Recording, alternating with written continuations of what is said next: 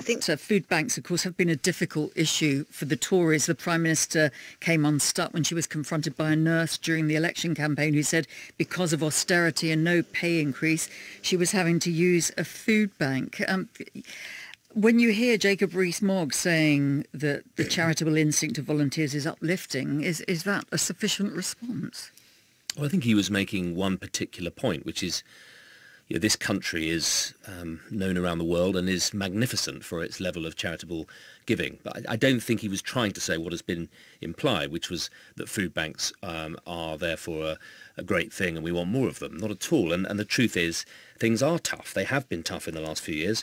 I mean, Barry may well try and say, well, this is all a Tory problem. Food banks went up 10 times under Tony Blair. It's been part of modern living. The cost of living has gone up.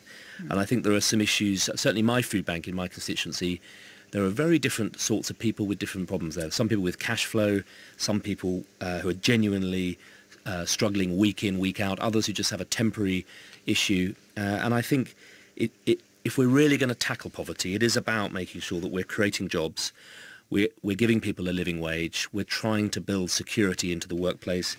And I think that's where basic Conservative economic policies are providing the best hope of all. It's jobs and income that really boost prosperity. Barry Gardiner, do you agree then that perhaps Jacob Rees-Mogg has been unfairly pilloried? He wasn't making the point necessarily that they're a good thing, but just their existence shows that people can come together. The people who run these food banks are amazing. But in the 5th richest country in the world, it shames us as a society that we have people who are in work and dependent on food banks.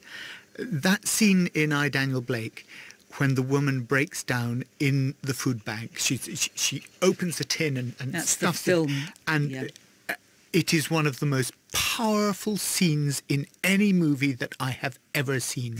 And it still makes me tear up just thinking that that is what some people in our society are having to go through. As you say, and it's not right. But subsequent and successive governments have seen food bank use rise. I mean, Layla, your party was in government when the numbers using food banks increased dramatically. So your party has some responsibility as well as the two parties here. I think all parties do, and I think wider society does, because we have for a very, very long time just ignored that these issues were happening.